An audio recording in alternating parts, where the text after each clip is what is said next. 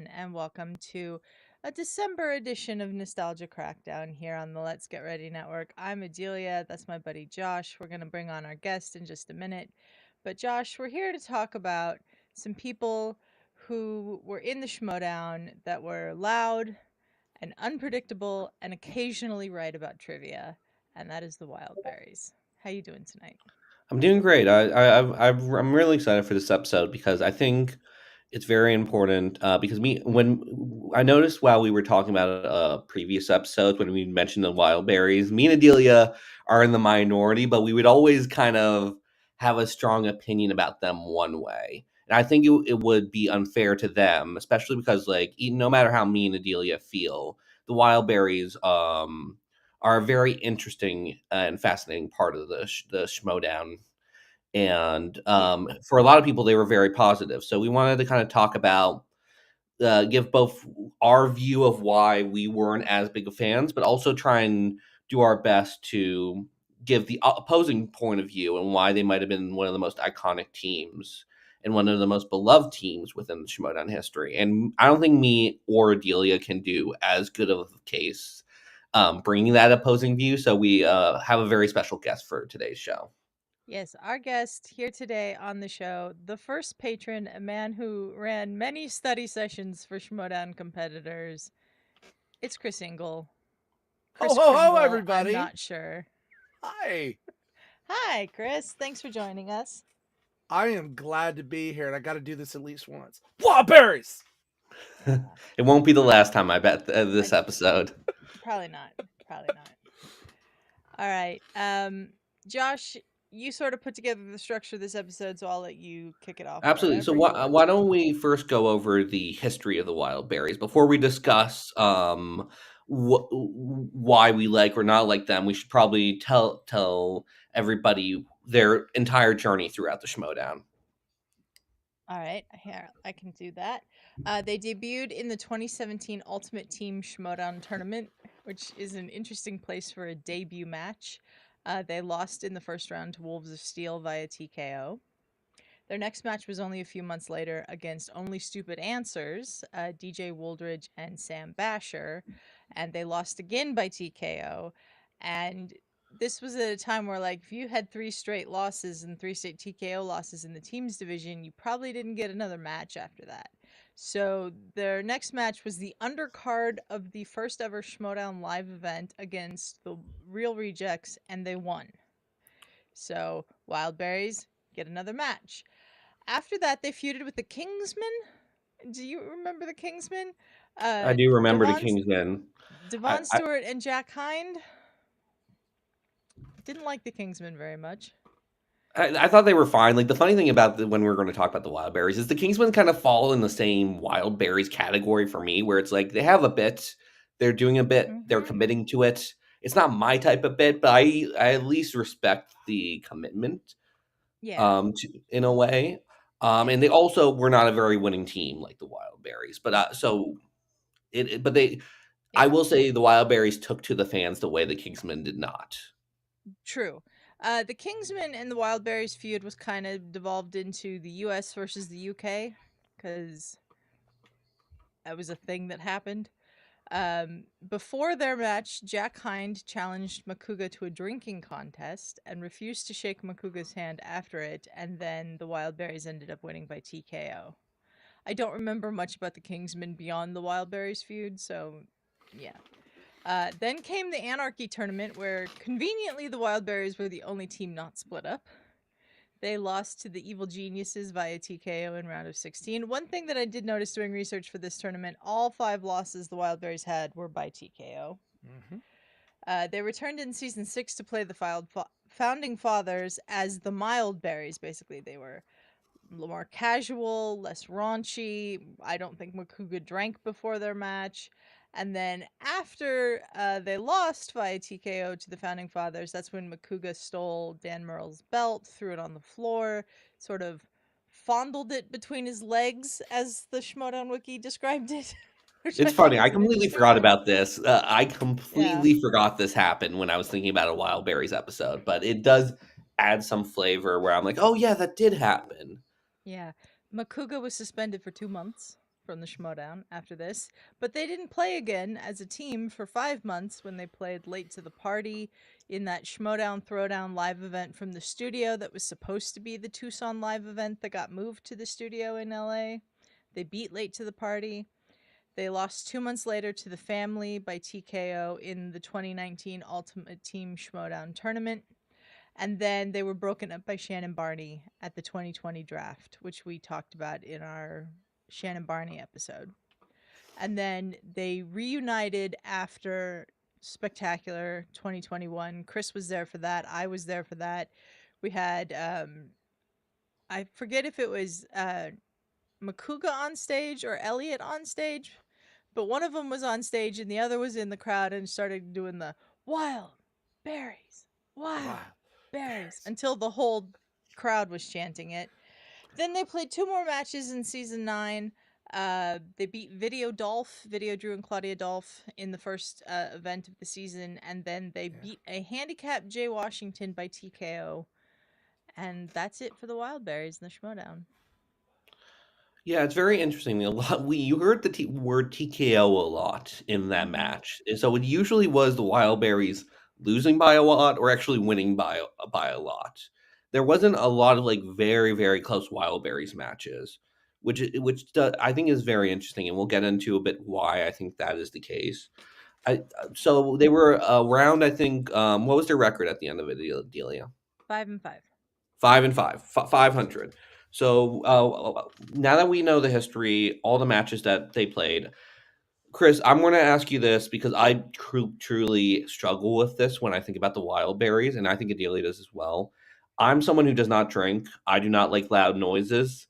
And the Wildberries, 2 things were drinking and loud noises. So what was can you tell me what the appeal was to the Wildberries? Was it just a fun name? Was it the loudness, the drunkenness? What really drew people and made them so lovable for the Schmoedown? I think it was the willingness to go out and above, and that even if they were going to lose, they were going to lose entertainingly.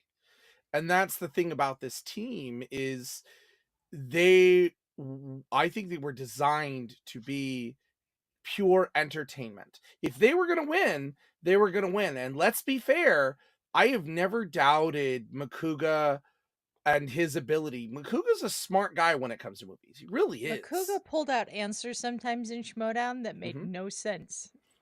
But they were right. You're right. And so, they do belong there. And you put them together and just say, go at it. Have some fun. Be a bit of chaos and anarchy. It's Animal House in the Schmoedown.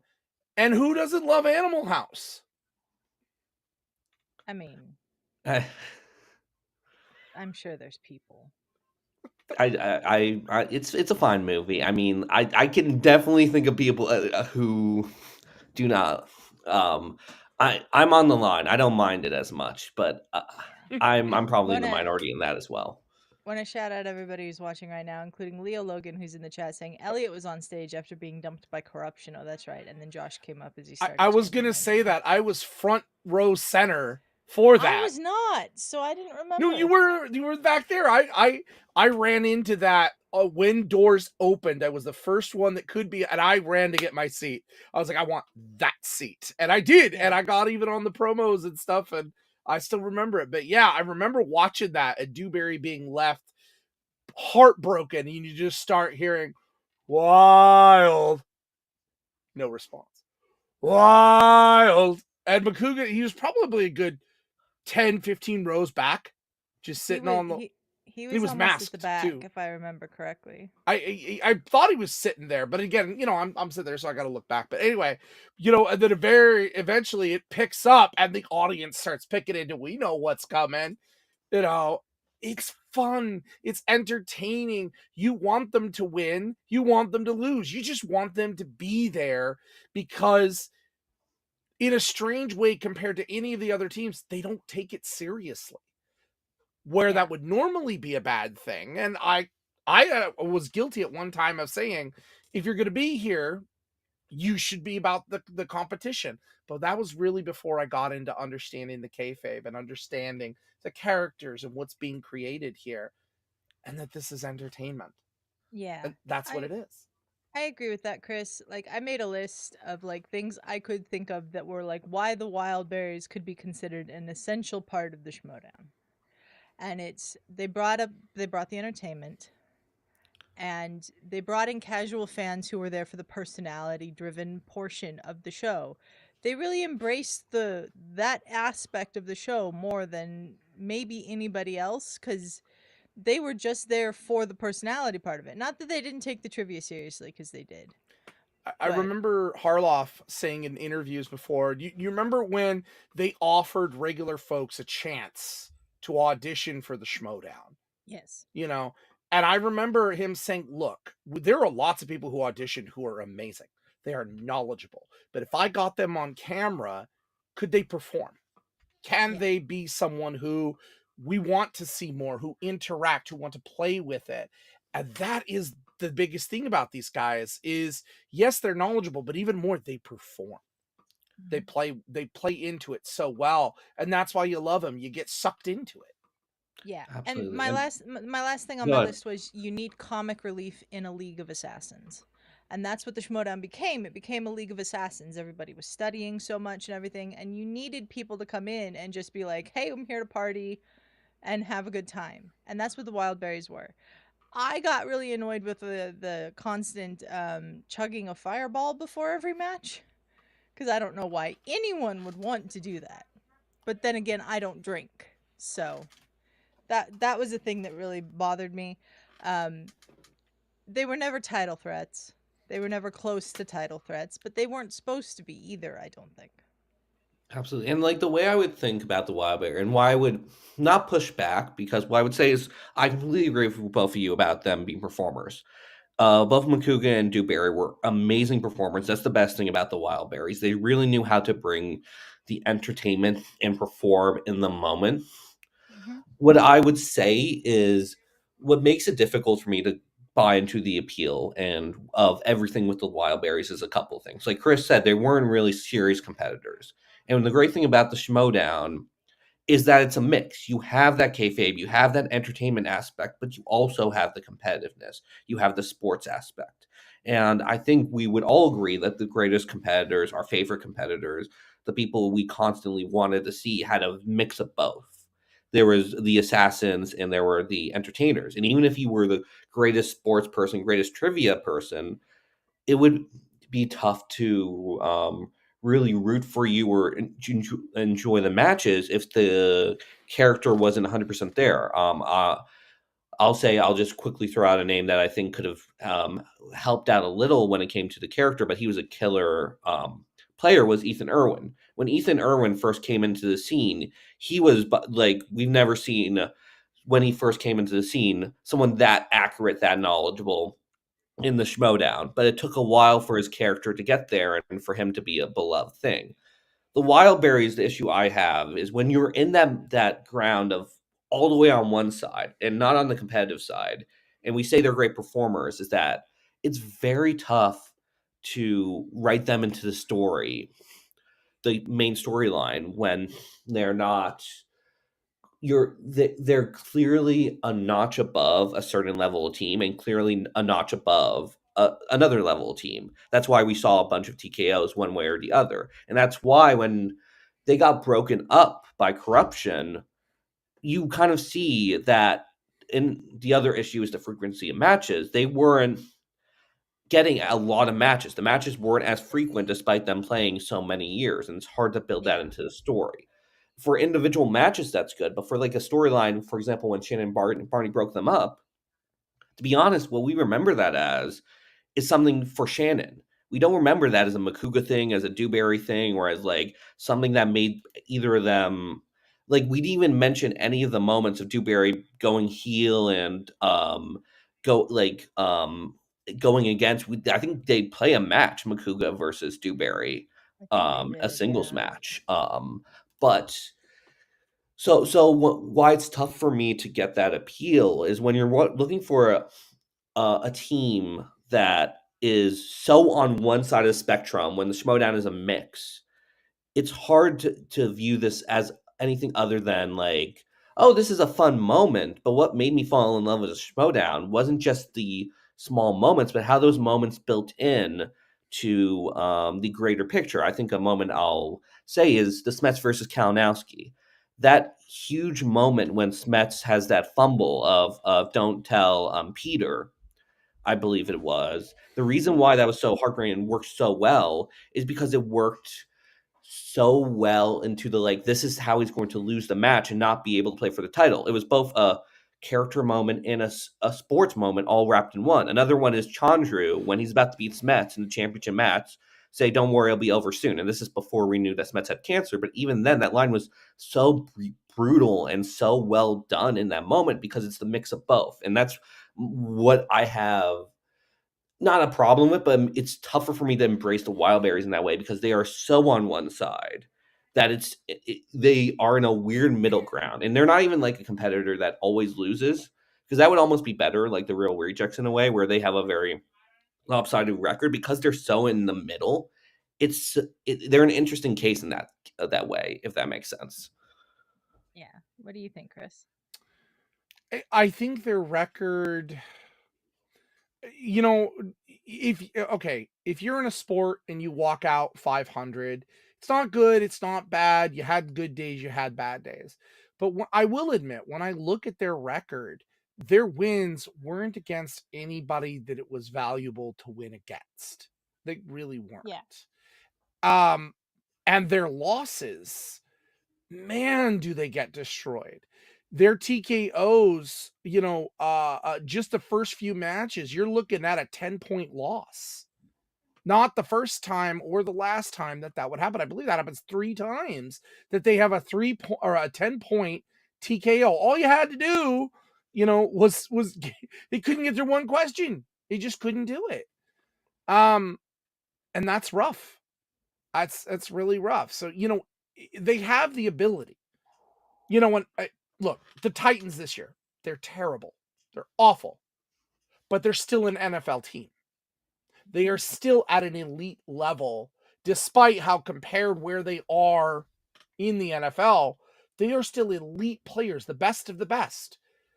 And these guys, they were not at an elite level compared to everyone else. And yet, I'll tell you what, if I went up against Makuga, and I've trained a lot of people, I helped train Dan Murrell, I trained regularly, former champions. And I've won against him, I've lost against him. I don't know if I would beat Makuga. I don't. I really, really, really don't. I could beat Dewberry. That's just me being confident. I could beat Dewberry. But I don't know about Makuga. It's interesting you say that, though, Chris, because when they played their one-on-one match against each other, it flipped. Dewberry TKO'd Makuga. Yeah, that did surprise me a little bit. It really did. How much of that is character? How much of that is I don't know. I don't really know. Oh, look, food. I have no idea. And you're right, and to lose in that retirement match was a little rough. And I was really rooting for McCougs. I love Josh. Absolutely. And what I'll say as well is like me saying all that, I'm not trying to diminish them as competitors because Makuga has a very historied, even before the Wildberries within this league. And both of them know 10 times the amount of movie trivia than I ever will. Mm-hmm. And they are both knowledgeable in their own sense. And and when I was watching the Wildberries, I think I was almost rooting for them to break up because I was just curious if they could be, and this is the way my brain works, and it's probably better because we saw them break up and not much happened. Mm-hmm. But I was curious, could they be the second player on the title team with Makuga and Dewberry? By themselves, they're very knowledgeable, but neither one was really good. Dewberry by himself was 2-4 throughout his career. Makuga was 8-12. Not great records. Yeah. And by themselves, they're entertaining, don't get me wrong. But this is our Bill and Ted. This is our Beavis and Butthead. This is why do we watch those things? Because we do. I can never remember those characters, but those guys from Dude, Where's My Car? It's that. And they're fun and entertaining, and we go back to it over and over and over again. And even when they lose, you still love them. You still want to watch more of them and see what shenanigans are they going to get into next. I don't think they ever had to be considered serious contenders. And if they were serious contenders, I'm not sure the stories would have gone the way they were. Yeah. Yeah. I'll also quickly say what I kind of wish they were used a bit more to build up newer teams is because they face a lot of like teams that are already somewhat established. I think even the Kingsmen, when they played the Kingsmen have played quite a few matches before the Wildberries and stuff like that. I think they would be like the perfect team to like test the mettle of like a new team coming up. And the only times they face new teams were in the Ultimate Schmoedown. Well, And the Kingsmen were only had 2 matches. Yeah. Period. I know, They but in the had- teams division, you don't get a lot of matches. That's true. Yeah. That's true, but they lost both of them. You know, and the first one they lost to World's Finest, Winston and Zipper. And then obviously the second one came 3 months later against the Dewberries, you know. And I don't think that now see Dewberries. there's an example. Wildberries, Chris. You call them the Dewberries. I might have had some Fireball. Anyway, Wildberries. Anyway, no. But the thing is, this is a really good example. The Kingsmen were entertaining, but they weren't good. They were not good together at all. You never really knew with the Wildberries what you were going to get. Yeah. You know, And that was the quickly also randomness say, and the mystery that came out of it. And that also is why you watch. Is absolutely. what are they going to do this time? And then when they pulled a win out against Alba and Humphrey, Alba, I love Alba. I couldn't believe they actually won that match, you know, on a live match. You know, and then it goes on for a while, but then you have some rough roads for them going up against, again, another champion, JTE and Lon Harris, the man who should have won a championship. I rooted for Lon Harris for years. I'm sad he never did because I loved the professor.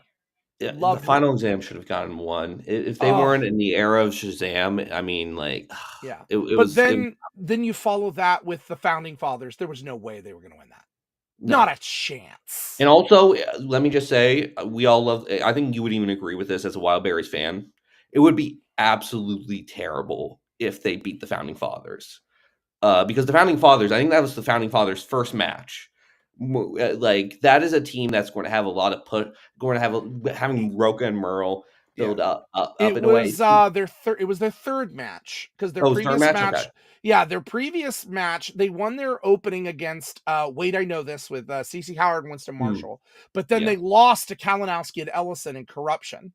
That's another discussion for another day. I got the Wait, I Know This and the Wildberries live event mixed up. Yeah, but by that third one, which was you know, a little not a year later, short maybe.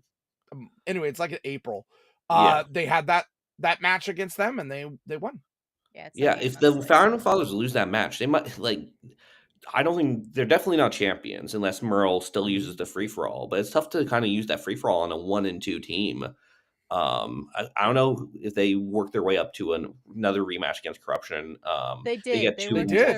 They did. No, I do. But I'm saying if they lose, they had lost a number 1 contender match against Corruption before. Oh yes, I know that. I'm saying if they lost, would they have still worked their way up to that Corruption match, basically? So like, it's one of those things where the other thing I would also quickly say is I think another thing is the Ultimate Schmoedown tournament was not a great showcase for their ability. It's like I don't think they're a great team for the Ultimate Schmoedown just because of how serious the tournament is and how important. It's just tough. It's tough to kind of like, I don't know. Maybe I'm wrong about this. Adelia, Chris, what do you like them in the Ultimate Schmoedown? Do you think that was the best showcase of their talents in a way? Like the best way they can truly. Well, they never had a good showing in the Ultimate Schmoedown, and I don't think they are meant to be. But again, you know, if they were doing better, this would be a completely different story with completely different storylines that were going on. They were never designed to be that way. Yes, they can be good. Yes, they had the potential, but they were going up against people who were even stronger. And there's nothing much you could do about that. I have watched Josh McCouga in training. I've watched Josh McCouga beat Mark Riley. I have seen Josh McCouga go toe-to-toe with Dan Murrell. I know they could do it. It's just, this is what it is. But the tournament situation is not a good selling point for a team like this because you're one and done. And then when the tournament starts in mid-fall, you're done. You don't get to do anything else. And as you said, which is absolutely correct, when you're in a team situation, you don't get a lot of matches. 2-3 a year, maybe. If you get a good run in the tournament, you might have a better chance. They weren't allowed to be out there more, but maybe that's not a bad thing because we go back to them being entertaining. If we know what we're expecting and enjoying watching them, do I want to see them every other week? Maybe I don't. Maybe this is something that too much of a good thing, because I loved seeing them. You never knew when it was going to come or what it was going to come around. Oh, what are they up to this time? I love that. I love seeing that. So, yeah, the tournament wasn't a great way. Any of the 3 tournaments that they were in wasn't great for them, but maybe that's for the best. Absolutely. That's a really good point. The fact that, like, if they got more matches a year, that, like, if would the bit become a bit wearing? Would the constant yelling and drinking, would more people feel how me and Adelia feel about that type of thing if it was constant? But the fact that they only played 1 or 2 times a year in certain years, that it felt like a nice change of pace as well. So let me just look at my questions. So I'll go. Let's see. Let's go to this one, Josh. How good was Yeah. the Wildberries breakup as a storyline, really? Because I think we've touched on this, but I mean, I'd like to get Chris's perspective on that. Like, we saw the big moment at the draft with Shannon Barney, where she chooses Dewberry, breaks up the Wildberries right after Winston had taken Makuga. I don't really remember there being too much of a storyline after that until they decided to do the retirement match. Yeah, there wasn't much of a to-do about it. I do know the behind the scenes reasons for a lot of that. There are behind the scenes reasons, people Oh, I'm doing sure. and I get it. I get that. But yeah, there wasn't much to do about it, and I was kind of sad to see it happen. And this is right in that COVID time too. Yeah. It The is. draft was right before COVID, yeah. Yeah. Anything around that time is some awful Schmoedown. And I would argue that other than maybe some of those Star Wars matches we saw online Schmoedown was rough, and this suffered because of that. Because we didn't get to do more with them. People weren't able to be together, and people are going off and doing other things. And like, you lost a lot along the way. And it's a shame because I have a feeling that the idea of we're going to break them up, but like new Coke, old Coke, we're going to bring old Coke back and you're going to love it. And when they brought old Coke back, I'm a pretty happy guy. And that, that win was against my girl, Video Drew. I love Drew. I trained Drew. That hurt me. Yeah. Adelia, you and I were actively training her for that match. Yeah, we were. And it hurt. And I like Claudia Dolph too. And I thought this was a win. And it wasn't. So, being that I, as a fan, should have enjoyed that return, even though they were beating somebody that I really wanted to win, that tells you something, that it really wasn't handled well enough. And maybe this is the part where I love them, but I think it had already worn its way out, and bringing them back didn't get to do any better. I like to think of them before the COVID times. That's when they were their most entertaining. Yeah, for sure. I think the thing that hurt them too is that they broke them up at the beginning of 2020 and didn't bring them back together until the end of 2021, when you could have reunited them on the same team at the 2021 draft and gotten the goodwill back together. Because it'd been 2 years since anybody had seen the Wildberries together. Mhm. And yeah, they got that great reaction at Spectacular, but and then leading them into season 9, which a lot of people didn't like. They didn't like the format. They didn't like the way things were with the storylines and stuff in season 9. I don't think that helped either. I don't think that their last match being a handicap match against Jay Washington is punishment for Jay for something to do with the Schmoedown was good idea. Although, to be fair, they did spin black cinema right there, and Jay Washington couldn't take advantage. I'm just saying. I mean, that's true. That's true. But also, like, we've only ever seen a couple of handicap matches in the Schmoedown. I don't Mhm. remember the person that was one ever winning. When you're It's- going it's up against a definitely- team, it's almost impossible to do. You're Yeah. already I at mean, a Rachel 2-to-1 Cushing almost single-handedly beat Blofeld's Yeah. cat, but that's the closest I think anyone ever came. Yeah, and when it comes to those handicap matches, you go into that match thinking the team's going to win. Like Yeah. the team's going to win. Like if the only time you kind of like feel some tension is like, oh man, the one person's close. And when if we had more handicap matches and someone actually pulled it off, I think that one moment would play off. So if someone actually pulled off a handicap match, that is. But And with the matches for the Wildberries only being every couple months or whenever both Dewberry and Makuga could be in studio with what other things that were going on or whatever it happened to be, their last match was in May of 2022. They just yeah, disappeared. They weren't on the show. They never played again. Like, that final season just feels like we reunited them for nothing. it's one of those things with the Wildberries is like one of my favorite storyline of all time, and we've talked about this before on the show, is the corruption storyline.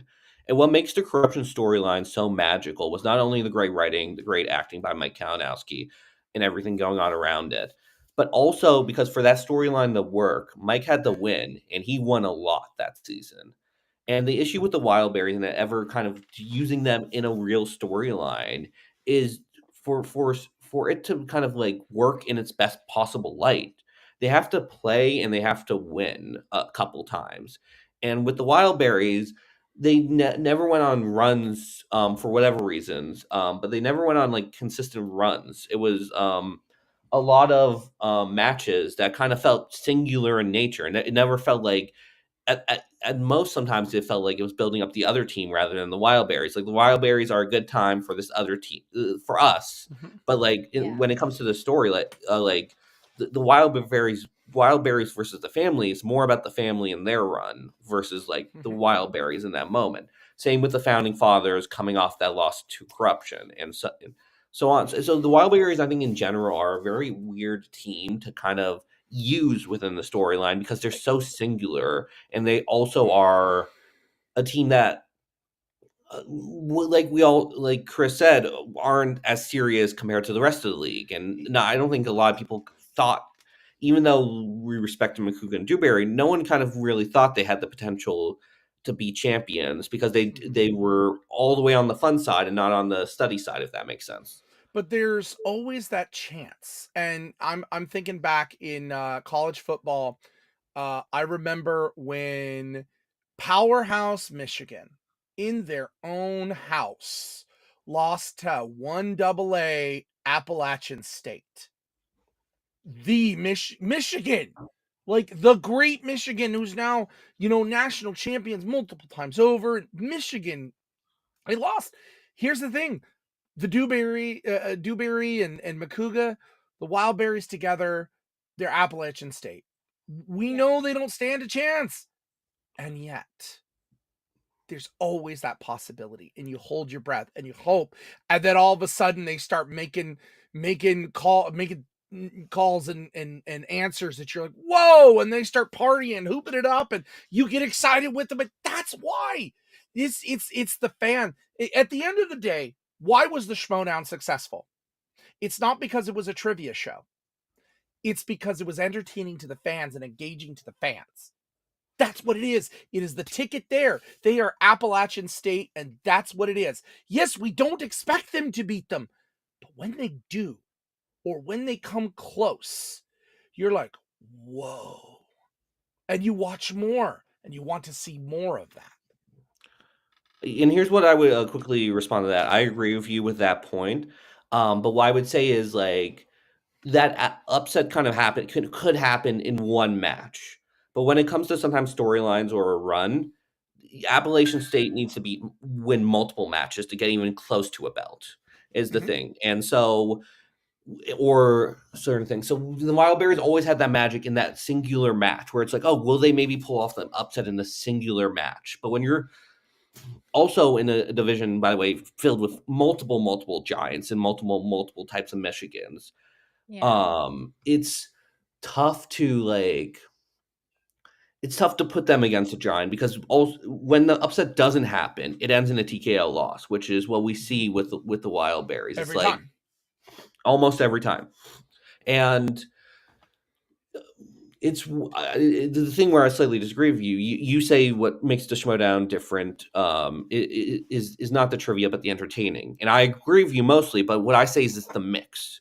It's having the trivia and the entertainment. It's having the sport and having the entertainment and having it mixed together. And the Wildberries are an interesting thing where they were almost all entertainment during their time in the Schmoedown, but they weren't very much sports focused. In fact, they even like I think the whole Makuga rubbing a belt, making the mockery of Dan Murrow's belt was a kind of thing that like they weren't here for the belts. They didn't care about the belts, and that's okay. But also that puts you in a weird spot when the beauty of this league is the mix of it. That is the beauty of the Schmoedown. It's the mix of the trivia and the thing. And when you're only on one side, I think you lose out, and it makes it tougher to be a part of some of the storylines because I think, as I said, in my opinion, the greatest storylines work not just because of the characters, but it's also the magic of the Schmoedown and the moment of the trivia and the seriousness of it. Like the best storylines are hand in hand with the seriousness of the sport and the competitiveness. Yeah. Let's bring up this comment from Fool's Gill who says Wildberry should have been bungling heels like an even less competent Tom Dagnino. What They do we should have think been about managed this? by Tom Dagnino is all I'm saying. Honestly, it's amazing they didn't have some sort of manager for almost all their run, like some sort of It is like. surprising. Who was their manager in Anarchy? I'm gonna look. Was it Ricky, or what was who managed Ricky critically Hayberg? I acclaimed for don't like think a it very was. short time? I don't think it's Ricky Hayberg, but I will look. There it is. It feels like Ricky Hayberg is like the Wildberries manager in a way, or like spiritually. I don't think they had him because not every team had a manager. That's true. Yeah, I think they might have been by themselves. Yeah, I'm almost positive they didn't have a manager.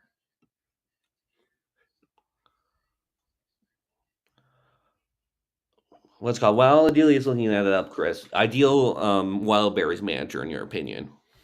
Well, I kind of said it. Tom They Dagnino were managed by Ricky Hayberg. Good memory, Josh. Oh, good job. The Ricky Hayberg parts of the Schmoedown are like very weird because they're so spread out. Like I think Hayberg managed critically acclaimed at one point, and that was such a weird mismatch. It was and as Full Score Gil also says, Ricky was their manager. So he started the Growling Commandos faction. Remember that? Yeah, I don't. Good pull on that. That very good. Critically acclaimed and I will also say part of the thing with the Wildberries, and I think we should acknowledge this, it's a really good name. It's just a really fun name to chant. It's a really good it's just a name that's uniquely catchy in a way.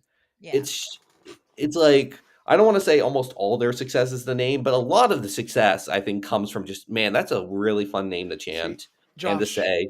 Just join in with me now. Wow. Berries. What? Berries. I can't be too loud. I have siblings in the other room. Oh, okay. I got it. All right. I understand. But I'm also degenerately not. And again, this is part of the issue. I think with me and Adelia is our personalities. We're not very loud, and we don't drink a lot, if at all.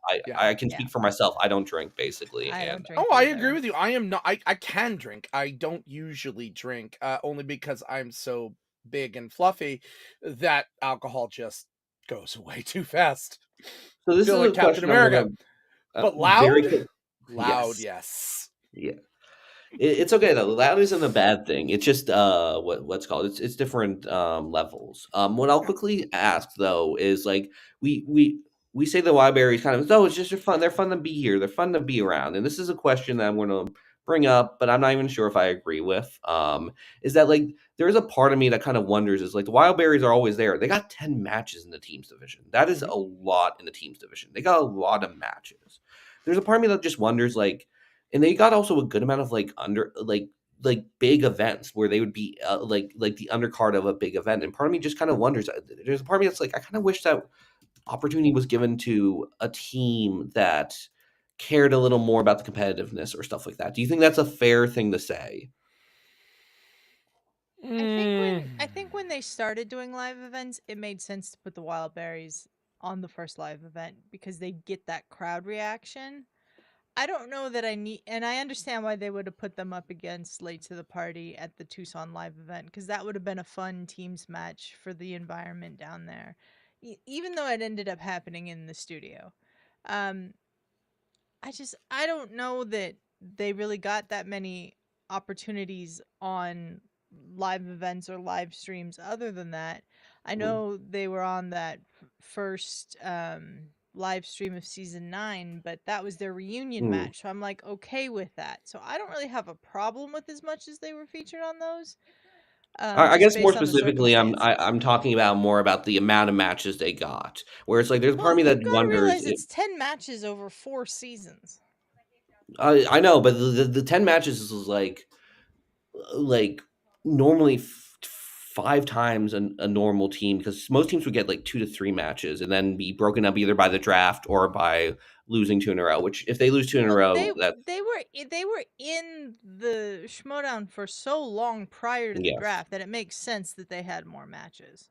absolutely, that's fair. That's completely fair. So it's one of those things where maybe this is just a critique I had, like, and I even think it's kind of unfair. I just bring it up because I do think it's a little interesting question where it's like I think every match is such a important opportunity for a player to prove themselves, and it's so many players like struggle to get match time, struggle to be able to have an opportunity in a Schmoedown to be in that moment, and Wildberries so easily, no matter the result, we're able to get that. Is kind of where my thinking was, and I might be a little unfair, but I do think it's a interesting question to ponder, if that makes sense. Chris, what is your thought on this?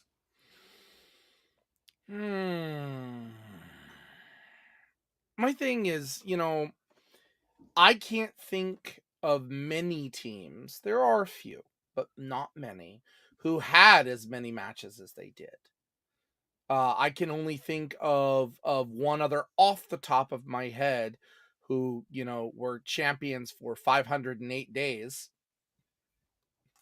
Patriots. Mhm. You have a run like that lasted over a year, you probably had a lot of matches. But a lot of games doth not a character make, doth not a team make. And at the end of the day, we have to ask ourselves, what is the appeal to this? Why do we have them? And I think that's the universal question in all of this when we think about the Wildberries now. They weren't great competitors, but they were great. Or let me rephrase. They try to put this in the right way. Yeah, They absolutely. weren't very good at what they do all the time. But all the time they were very good at entertaining us and being there for us. And not all teams can say that. Absolutely, and like if we're talking about pure entertainment and as entertainers, the Wildberries are up there, one of the most entertaining teams in the Oh, league. absolutely. I know I've been a little more negative on the Wildberries on this stream, but I want to give them their props and their credit. They are both a huge part of the Schmoedown, and uh, um, even though they were in my cup of tea or in my favorite team, I do respect all they did in and the work they put in, and how much people love them. It's just very interesting that like this is the team that caught on fire. This is the team that like everyone truly loved, and I never, to be honest, truly understand that. And I I think it's very interesting to wonder why it was this team. But I think I after today at least, I think Chris made some great points. I think I at least understand a little more today for sure. Adelia, what do you think? Yeah, I think one of the reasons why they caught on is everybody loves an underdog, and the Wildberries were almost always the underdogs. Um, I don't think anybody really thought they were going to be, after a while, title contenders. I don't think anybody thought they were going to make a run for the belts when they reunited after the Spectacular in 2021. I think sometimes their chaos kind of overshadowed the trivia, but I think that they were a fun team to watch because it was never boring when you watch the Wildberries. And that was a big complaint that a lot of people had, I know, with some certain players, is that didn't really develop characters. Is, well, they're just playing. There's nothing entertaining about it. Like the trivia was the thing that we were all there for, really. That was entertaining, but like if you circled in on the characters of people, like if you were just playing yourself, you were not the most entertaining character to watch all the time. And if you were too serious, you were not the most entertaining character to watch all the time. And these guys didn't take themselves seriously at all. And I think that's one of the things that made them really appeal to a lot of people. Absolutely. And I'll just quickly say it's an interesting study to be like, if you are when the Schmoedown is a mix of the trivia and the entertainment. What's called we had competitors who were mostly themselves, but mostly the ones that were mostly themselves who got the matches were insanely good at trivia, where they would Mm-hmm. just be so dominant in that category. And the Wildberries are so dominant in the other category, where they are amazing entertainers, but the trivia aspect was always a little bit and I'm not saying they don't know their trivia or anything, or they didn't have the potential to, but like they never kind of showcased the trivia to be competitive in the teams division, to be a contender in the teams division. So they were on the completely opposite spectrum. And just the way I have the complaint for the players who are awesome at trivia but will not take part in the character stuff, I had the same complaint about the Wildberries. However, both those people, if you're so good at the trivia, you deserve to be here. And if you're so good at the entertainment, you deserve to be here. Yeah. And sometimes I wish the people who were on those opposite spectrums would come a little more to the middle and not get Middle. worse at their one thing, but at least maybe get a little better. I guess when it comes to a graph, maybe just Yeah. move up one of the axes so that makes sense. Yeah. But in the end, the Wildberries were so incredibly good as entertainers. Even as someone who did not enjoy their bit and who did not enjoy a lot of the antics they did, it just didn't resonate with me. I can still say they were great entertainers, and I respect them, even though I was not individually enjoying their matches. All right. I think that's a good place to leave it. Chris, thank you so much for Yes, thank you joining so us. much. Really appreciate you being on here. Is there anything you'd like to plug? Yeah, you can find me on with my partner on our podcast, Brennan the Mystical Mar, the I don't care, still reigning Star Wars The forever fan Star league Wars champion. champion. Star It Wars wasn't fan the league fan. It was champion. not the fan league champion. He was No, the FCL I was the champion. FCL. See, my brain is already dying away Yeah. and losing it. Anyway, we have a podcast together. It's called Random Trek on his channels, page turners. They were not. You can find them on most podcast streams where we take a look at random episodes of Star Trek as well as different movies that don't necessarily have anything to do with Star Trek, but we just love looking at movies. So once a month we look at different movies. In fact, this coming year, we are coming into the year of the captain, where every month we take a look at a Starfleet captain and a movie their actor was in. And we get to review that. So that's going to be a lot of fun. Most recently, we reviewed Toy Story with an actual Pixar animator. We got to talk to them and see how that was. A lot of fun. So yeah, find us on page turners and we're not, and you could find me on Twitch and Twitter. I'm old and I'm never going to call it anything but Twitter. C Ingle 1984.